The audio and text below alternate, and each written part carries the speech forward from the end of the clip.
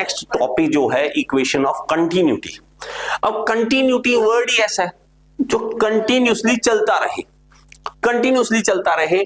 तो हमारी एक फ्लो हम दिमाग में रखते हैं कि हमारे पास मान लीजिए कोई एक पाइप है, इस तरह से कोई भी पाइप बना लेते हैं, किसी भी शेप की बना सकते हो, कैसी भी बना सकते हो, कोई दिक्कत नहीं है। ठीक है, सीधी बनाओ टेढ़ी बनाओ कुछ दिक्कत नहीं है, ये इस तरह से बना दीजिए। आपको अगर लगता है तो ऐसे बना दीजिए, सिंपल बना लीजिए। लीजिए मैं मान लो कि यहां से पानी फ्लो कराता हूं पूरा फुल भर के, यहां से फुल भर के अगर मैं यहां से 5 लीटर पानी डालूंगा तो यहां से कितना निकलना चाहिए? 5 लीटर ही निकलना चाहिए, अगर कोई लीकेज नहीं है, कुछ नहीं है। सिंपल सा है। तो यही इक्वेशन ऑफ कंटिन्यूटी है। बताओ, इतनी सी बात है। और इसको ऐसा लगता है पता नहीं क्या हो गया, और दिमाग हमारा अब कंफ्यूज कहां करता है, ये देखो। ये कहता है कि इसमें इक्वेशन ऑफ कंटिन्यूटी ये कहती है कि मास फ्लो रेट होता है, मास फ्लो रेट।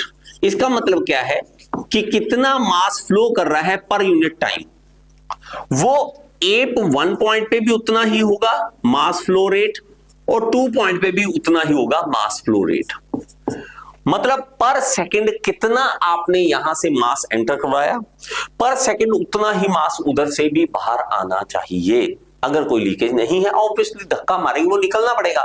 दिक्कत हमें तब आती है, समझ नहीं आती, जब हमें ये शेप कुछ इस तरह से दे देते हैं कि भाई साहब यहां तो ऐसे है और आगे जाके एरिया छोटा हो गया, एरिया छोटा हो गया। अब थोड़ी सी चीज गड़बड़ा जाती है। कैसे? यहां से आप इतने बड़े एरिया में से निकल रहे हो, मैं कहूं यहां से 1 सेकंड में मान लीजिए 2 लीटर पानी अंदर एंटर कर रहा है, और यहां से भी 1 सेकंड में 2 लीटर पानी बाहर आ रहा है। तो आपको थोड़ा सा समझना पड़ेगा, यहां पे वेलोसिटी कम होगी क्योंकि बड़ी जगह है, आराम से जाएगा। यहां अगर उतना ही पानी बाहर निकलना है, 1 सेकंड में भाग के निकलना पड़ेगा, नहीं तो नहीं आ पाओगे बाहर। उतना ही बाहर आना है तो यहां से वेलोसिटी बढ़ानी पड़ेगी। और ये इक्वेशन ऑफ कंटिन्यूटी हमें समझा देती है कि जितना आप मास एंटर कराओगे, मास फ्लो रेट उतना ही यहां पे होगा जितना ही यहां पे होगा। अगर मैं 1 पॉइंट कहूं इसको कि ये नंबर 1 पॉइंट है और ये नंबर 2 पॉइंट है, तो मास फ्लो रेट जो है, मास फ्लो रेट वो दोनों पॉइंट पे सेम होगा। तो इसको मैं m डॉट लिख देता हूं। बुक्स कई लिखती हैं, मैं लिख देता हूं m डॉट। कुछ बुक्स इसको m डॉट लिखती, कुछ नहीं लिखती। डॉट 2 डॉट का मतलब सिर्फ इतना है, मास फ्लो रेट टाइम से डिवाइड करना है। तो मैं क्या करता हूं, m ये हमारे पास टाइम से डिवाइड करते हैं, मास तो उतने का उतना ही है तो टाइम से डिवाइड कर लेते हैं। अब मेरे पास क्या है, हम 1 और 2 की बात करें उससे पहले मैं आपको समझाऊं मास क्या है। अब मास अगर कहें तो डेंसिटी होती है, डेंसिटी होती है मास पर यूनिट वॉल्यूम। अगर मैं वॉल्यूम को इधर ले जाऊं तो वॉल्यूम इक्वल टू मास हो गया, ये फॉर्मूला बन जाएगा। अब लेकिन अगर मैं देखूं वॉल्यूम होता क्या है, तो मैंने आपको पहले भी बताया कि मेरे पास होता है लेंथ, ब्रेथ और हाइट। अगर मैं लेंथ और ब्रेथ और हाइट तीनों को मल्टीप्लाई करता हूं तो वॉल्यूम आ जाएगा। लेंथ और ब्रेथ को मल्टीप्लाई करूं तो एरिया आ जाएगा, और एरिया इंटू हाइट। हाइट मतलब लेंथ ही होगी, वो भी लेंथ ही है। तो मैं करूंगा क्या, रो इंटू एरिया। एरिया मतलब A1 कह दूंगा इसको, A1 यहां का एरिया A1, और ये है हमारे पास L1 लेंथ L। तो मैं अगर कहूं तो ये मेरे पास क्या बन जाएगा, मास बन जाएगा। अब मैं मास की जगह पे यहां पे लिख दूंगा रो A1 L बाई T। ये वाला M की जगह पे ये लिख दिया मैंने फॉर्मूला। यहां से कोई दिक्कत है इसमें? हाँ, वॉल्यूम की जगह पे A1 इंटू L लिख दिया, वही चीज थी। लेकिन आपको पता है कि लेंथ अपॉन टाइम क्या होता है, डिस्टेंस अपॉन टाइम क्या होता है, velocity. Displacement upon time velocity होता है। तो रो A1 V1 ये फॉर्मूला हमारा बन जाता है यहां पे मास फ्लो रेट का, मास फ्लो रेट का। अब ये जो है ये फॉर्मूला बन गया है मास फ्लो रेट ही, लिखने का तरीका कुछ अलग है। कारण डेंसिटी हमें पता होती है किसी भी चीज की, एरिया हमने खुद बनाया है, वेलोसिटी हमारे हाथ में है। अब मतलब ये है कि अगर मेरा 1 पॉइंट पे भी m1 dot equal to m2 dot है, तो इसका मतलब है यहां पे डेंसिटी एरिया और वेलोसिटी का मल्टीप्लिकेशन, डेंसिटी एरिया और वेलोसिटी का मल्टीप्लिकेशन जो है वो इक्वल आएगा। अगर यहां से मैं कहूं कि मेरे पास एक चीज बड़े ध्यान से समझना, एक होता है कंप्रेसिबल फ्लूइड, एक होता है इनकंप्रेसिबल फ्लूइड। कंप्रेसिबल फ्लूइड जिनको आप कंप्रेस कर सकते हो, इनकंप्रेसिबल जो नहीं हो सकते, जैसे कि हवा आप कंप्रेस कर सकते हो, तभी तो इतने सारे कंप्रेसर आपके पास लगे हुए हैं। टायर में हवा भरवाने जाओगे, कंप्रेसर चल रहा होगा, वो क्या कर रहा है, कंप्रेस करके एयर को आपके टायरों के अंदर फिल कर रहा है। तो उसके कारण हो क्या रहा है, इतना वॉल्यूम को दबा के इतने वॉल्यूम में दे रहे हैं, तो एक्चुअली वो डेंसिटी बढ़ा के दे रहा है।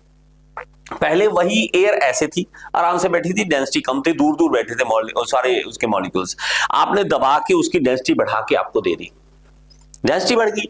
अब मैं कहूं तो यहां डेंसिटी चेंज हो सकती है अगर ये कंप्रेसिबल फ्लूइड होगा, यहां से आया आगे जाकर दब गया और डेंसिटी चेंज हो गई, तो ये है, ये इक्वेशन आ गई कंप्रेसिबल फ्लूइड के लिए, कंप्रेसिबल फ्लूइड के लिए,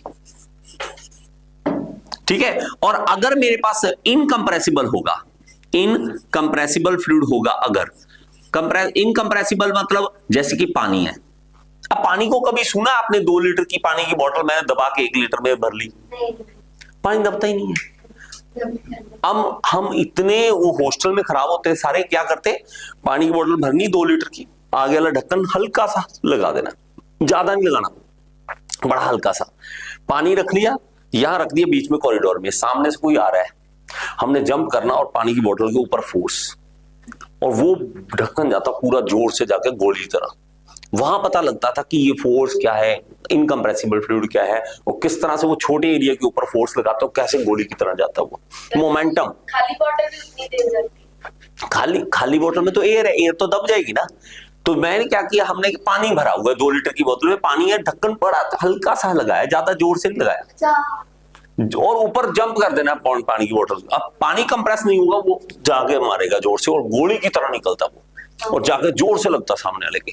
तो यहां पे क्या है, इनकंप्रेसिबल है पानी, इनकंप्रेसिबल है, आप 0.0005% आप उसको दबा सकते हो, इससे ज्यादा नहीं दबा सकते। तो मेरे पास इसके अंदर डेंसिटी चेंज नहीं होगी, डेंसिटी चेंज नहीं होगी अगर इनकंप्रेसिबल होगा। तो अगर इनकंप्रेसिबल होगा, डेंसिटी अगर वही की वही है, मतलब ρ1 इक्वल टू ρ2 है, तो ρ1 और ρ2 कट जाएंगे और रह जाएगा सिर्फ A1 V1 equal to A2 V2। इसका मतलब क्या है, जिस दिन आपको ये बात मेरी समझ आ गई, आपको केमिस्ट्री हर जगह पे मजा आएगा, मैथ्स हो, केमिस्ट्री हो, फिजिक्स हो, बायो हो, सब में मजा आएगा। क्या आप कभी भी ये लिख लेते हो लेकिन इसका मतलब नहीं समझते। इसका मतलब ये है कि इसकी दोनों की मल्टीप्लिकेशन इक्वल टू इन दोनों की मल्टीप्लिकेशन की इक्वल है।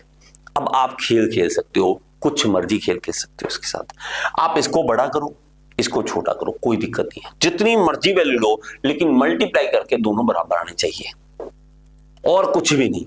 अब मैं अगर करता हूं, मेरे पास एरिया ज्यादा है, मान लीजिए A1 ज्यादा है, ज्यादा मान लीजिए मैं कहता हूं 10 मीटर स्क्वायर है, ऐसे कुछ भी वैल्यू लिख लेते हैं।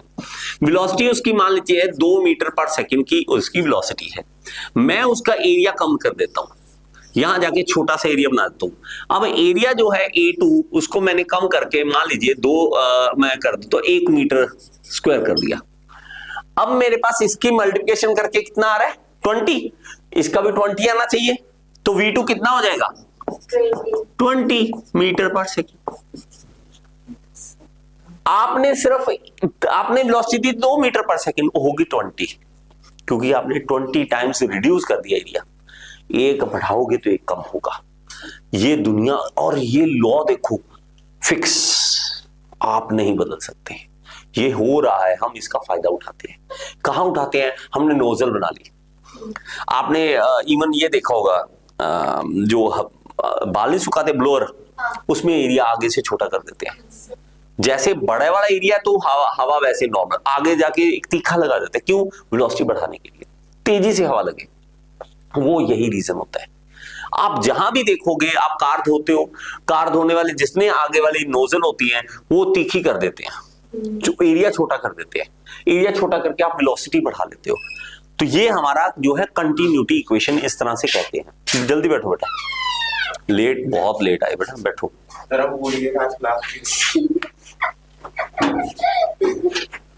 चलो बहुत अच्छी बात। ठीक है, अब मेरे पास क्या है, ये कंटिन्यूटी इक्वेशन इस तरह से काम करती है कि हम एरिया अगर बढ़ाएं, यहां पे है आपको सिर्फ मल्टीप्लिकेशन का ध्यान देना है। मल्टीप्लिकेशन अगर सही है तो आपका बातें सारी सही होंगी। इसी के बेसिस पे सारी चीजें धीरे धीरे बनानी स्टार्ट कर दी हमने। दिमाग चला थोड़ा सा, लिख लो इसको।